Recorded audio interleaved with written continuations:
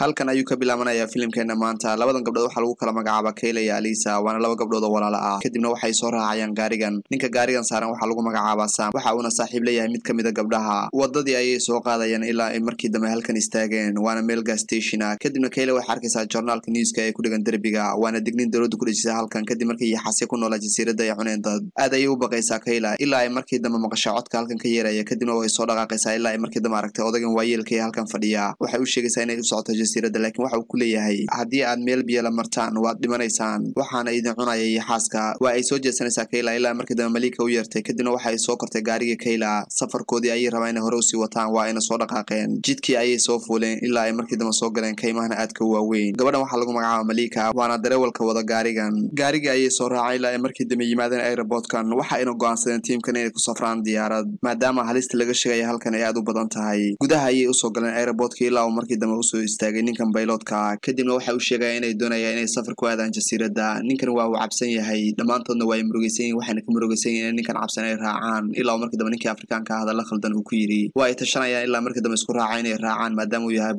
pilotkii waxa uu kicinayaa diyaaradda kadibna waxa uu daaray diyaaradda motooradeedii ilaa markii dambe kasoo degay diyaaradii kuna yiri soo kara diyaaradda rikaab kale oo badan ayaa meesha taagan dhamaantoodna waxa ay la yaaban yihiin hadallada ninka pilotka ay kala hadlaya waana nin cabsan diyaaradda ayay gudaha u soo galeen pilotkina waxa uu dhaqaajiyay diyaaradii ilaa ay gashay hawada safarkooda ayay sii wateen hawada ninkan odayga iyo xaaskiisa ayaa halkan saaray waana lamaanayaal isla wada socda dhamaantood ninkan ayaa markii dambe telefoon qabsay ilaa ay dhamaantood wada xanaaqeen waa ay qaylinayaan waxayna ku leeyihiin telefoonka naga naaqus ilaa ay markii dambe odaygan istagaaleen ilaa ay diyaaradda cillad ku timi pilotku waxa uu xakameyn kari lahayaa diyaaradda ilaa uu ishiinkii baktiyey pilotkan kale ayaa daaraya ishiinka labaad laakiin isagina waa uu qarxayaa diyaaraddina waxay ku gariiraysaa hawada dhamaantood waa ay baqsayin waa ayna qaylinayaan ilbaabkii diyaaradda waxa uu dhaawacay Kayla waa ayna dhiigaysaa jasiiraddan cillada ayay ku dhacday diyaaraddii dhamaantoodna waxay ku dhex jiraan biyaha ayay isaga soo baxayaan Malika waxa soo badbaadinaysa walaasheed halka uu Sam biyihii ka soo baxay waxa ayna galeen xaalad aan la qiyaasi karin ilaa uu markii dambe ninkii pilotka uu arkay gabadhan gacanta ka jabtay waa uu la hadlayay isagoo isku dayay inuu niyadda u dhiso halkan ayay wada fariisteen kulligood waxayna ku jiraan xaalad murugo ah Sam waxa uu la hadlayaa saaxiibtii Malika waxaanu ku leeyahay stage dhamaantood waxa uu soo dhaqaaqeen gabadhan gacanta ay ka jaban tahay si ay u caawiyaan ilaa uu markii dambe Sam suunkii uu qabay iska furay si gabadhan dhiigga looga joojiyo pilotkii iyo Kayla waxay la tacaalayaan xaaladda gabadhan ilaa uu saaxiibkeedu ku dul ooyay waxayna doonayaan inay safar luga galaan dhammaan boorsooyinkooda ayay xiranayaan waxayna isku dayayaan inay saahiidada hore u sii qaataan balse ninkan waxa uu ka xun yahay xaaskiisii iyo gacanka jaban waxa uu isku dayayaa inuu xaaskiisii soo kaxayo Alisa waxay arkaysaa meeshan cidlada kadibna waxay u soo dhaqaaqaysaa keenta gudaheedii ilaa ay markii dambe aragtay ukumaha iyo xaaska ee halkan yaala waxay isku dayaysaa inay ukumaha qaadato si ay lacag u gadato markii ay magaalada tagto way soo arurinaysaa dhammaan ukumiya halkan yaala ilaa ay boorsada kusoo ridatay pilotka ayaa si lama filaan ah u fiirinaya biyaha ilaa uu arkay saaxiibkiisii diyaaradda la waday kadibna waa uu farxaya ilaa uu soo dhaqaaqo si uu saaxiibkii u caawiyo biyaha ayay soo galayaan dhamaantood balse nasiib darro iyo xaas ayaa kusoo booday kadibna waxa uu ka jaray madaxa ilaa uu biyihii la quusay Sam iyo pilotkii dhamaantood waxay isaga soo baxayaan biyaha maadaama halista halkan ka jirta ay aad u badan tahay halka saaxiibadood kale ay u qaylinayaan si ay biyaha dhaqso uga soo baxaan pilotkii waa isku naxaya waxa uu ku leeyahay waa inaan halkan isaga tagnaa waana inaan safar luga isku diyaarnaa si aan meesha uga badbaadno iyo xaas aad u daran ayaa halkan jooga waxa uu tilmaamayaa jihada ay u baxsan lahaayeen isla markiiba dabkan ayay shiteen si ay caawa halkan ugu nabad helaan waxayna doonayaan inay caawa halkan seexdaan si ay beri uga lugayaan safarkooda inay u sii wataan dhamaantood waa ay seexseexdeen ilaa uu markii dambe mid ka mid ah uu ka soo kacay si uu u soo kaadsho balse nasiib wanaag telefoonkiisa ayaa khadka u soo laabtay kadibna waxa uu isku dayay inuu telefoonkiisii qabto ilaa markii dambe telefoonka dhulka kaga dhacay ilaa uu yaxaas madaxa ka jaray halkaasna uu ku cunayay xaaskii subaxnimada ayay soo kaceen kadibna waxay arkeen meydkiisii oo halkan yaala dhamaantoodna waa ay argagaxeen waxayna ogaadeen halista halkan ka jirta inay aad u badan tahay Kayla waxay u sheegaysaa pilotkii inay khasab tahay inaan sida ugu dhaqsiyaha badan halkan isaga baxno fursadda ay ku badbaadi karaan kaliya waa inay biyaha ka fogaadaan kayntana ay jibaaxaan si ay ugu nabad helaan yaxaaskan aadka u badan ee halkan ku sugan waxayna isku dayayaan inay ka baxsadaan halkan ilaa markii dambe Kayla iyo saaxiibkeeda ay maqleen cod halkan ka yeeraya kadibna waxay u tilmaamaysaa inuu halkan yaxaaskii joogo isla markiiba waxay u sheegaysaa Kayla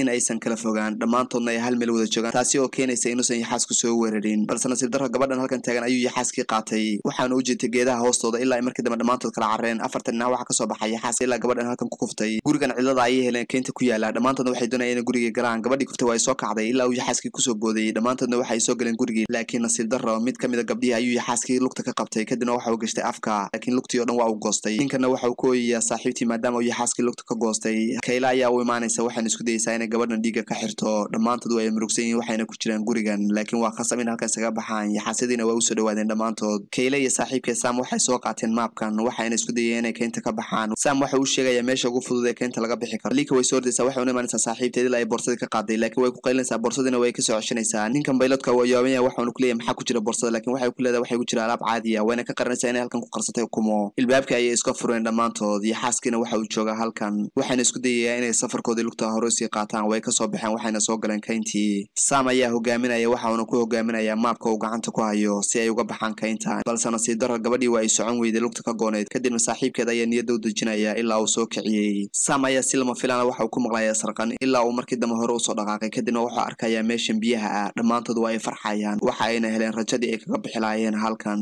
Kayla waa la hadlaysaa waxayna ku leedahay waa inaan hadda ka baxnaa halkan maadaama ay aroor tahay iyo xaaskuna uu raadsanayo meel aad u qabow fursadda badbaadadeedna hadda ayay aad u wanaagsan tahay waa inaan sida ugu dhaqsiyaha badan ka baxnaa dhammaantood waxa ay qaadanayaan fikradii Kayla soo jeedisay kadibna waxay isku diyaarinayaan inay samaystaan doontii ay raaci lahaayeen kayntii ayay gelayaan dhammaantood kadibna waxay soo qaadanayaan qoryahan alwaaxyada si ay uga samaystaan doonida ay ku baxsan lahaayeen halka ninkan uu saaxiibtii niyadda u dhisayo kuna leeyahay waa caafimaadi doontaa aad ayay ugu farxaysaa hadalka uu ku leeyahay saaxiibkeed nasiib wanaag ninkan waxa uu soo kaxanayaa saaxiibtii si uu doonida u saaro dhammaantoodna waxay hagaajiyeen doonidii ilaa uu markii dambe arkay Sam in Kayla ay boorsadeeda halkan uga tagtay kadibna uu soo laabanaya si uu boorsada ugu soo qaado boorsadii ayuu soo qaaday ilaa uu arkay laba yaxaas oo halkan taagan waa uu soo cararaya isagoo dib ugu soo laabtay biyihii labadii yaxaasna waxay isku dayeen inay biyaha soo galaan gabadhani waxa ay qaadatay go'aan aad u khaldan ilaa markii dambe saaxiibkeed la hadashay kadibna uu soo fiirinaya ilaa ay ku tiri halkan kama badbaadi doono dhammaanteen laakiin ma uusan fahmin waxa ay ka wado ilaa markii dambe biyihii isku tuurtay dhammaantood waa ay qaylinayeen ilaa saaxiibkeed isku dayay inuu gabadha biyaha uga daba tago Sam iyo bayloodkii ayaa ka qabanaya labadii yaxaasna waxay u sii jeesteen dhanka gabadha laakiin nasiib darro labadii yaxaas waxay afka gashteen gabadhii halkaas ayayna ku cuneen xaaladoodina waa isbedeshay dhammaantood waa ay murugaysan yihiin waxayna hore u sii wateen safarkoodii iyagoo aad u naxsan ninkan aad ayuu murugaysan yahay maadaama saaxiibtiisa hortiisa lagu cunay nasiib wanaag Kayla iyo Sam waxay arkeen gurigan meesha cidlada ku yaala dhammaantood waxay u sii jeesteen dhanka guriga si ay halkan badbaado uga helaan guriga ayay gudaha u soo galayaan dhammaantood doonidiina halkan ayay ku xirteen ilaa ay markii dambe arkeen rasaastan iyo dhiigan meesha yaala kadibna bayloodka ayaa u sheegay inay halkan degnaayeen dadka ganacsada mukhaadaraadka si ay halkan ugu soo dhuuntaan ilaa markii dambe uu yiri waxa dhameeyay dhammaantood iyo xaaskii Sam iyo Kayla tooshka ay ku qabanayaan darbigan ilaa ay arkeen dhiigan meesha yaala waxayna arkeen meeshan dad lagu cunay Malika iyo bayloodkii waa soo raaceen ilaa ay markii dambe janjartan soo kareen kadibna waxay ku leedahay adigoo khamri cabsan ayaa diyaarad soo kaxaysay sababtaas ayay nolol dhacday diyaaradii waa uu xanaaqay waxaanu ku dhuftay dharbaxa waxay ka dhacday janjartii ilaa uu markii dambe ku leeyahay waa ku dilaya laakiin yaxaaski ayaa afka gashtay bayloodkiina halkaas ayuu ku dhintay waa ay qaylinaysaa waxaan u imaanaya Kayla iyo Sam si ay u badbaadiyaan gabadhan ilaa markii dambe ay kasoo badbaadiyeen janjartii waa ay soo qabanayaan waxayna keenayaan dhulkii Kayla iyo dhammaantood waxay gudaha u soo galeen qolkan kadibna waxay fiirinaysaa Kayla si ay u helaan telefoon ay ka wacaan waxda badbaadada ilaa markii dambe arkeen meeshan yaxaasyada badan ay ka buuxaan kadibna waxay leedahay Malika waa in halkan ka gudubnaa si aan u tagno qolkana waxa yaala telefoonka ay ku wacan lahaayeen waxda badbaadada Kayla waxay isku dayaysaa inay meeshan tartiib u dhaafto yaxaasyadina halkan ayay hurdaan waxayna doonayaan inay yaxaasyada ka tallaabaan maadaama yaxaasyadu ay jiifaan Kayla isla markiiba waxay ka tallaabsatay yaxaaskii iyadoo aad u baqsan afka ayay haysataa waxayna la yaabantaa halista ay u soo bareertay halkan ninkan isaguna uu ka tallaabsaday yaxaaskii waa uuna ka badbaaday Kayla waa soo ordaysaa waxayna soo galaysaa qolkii telefoonka laakiin saaxiibkeed Sam waxa uu ku calaqsan yahay meeshan ilaa uu markii dambe ku istaagay ukumihii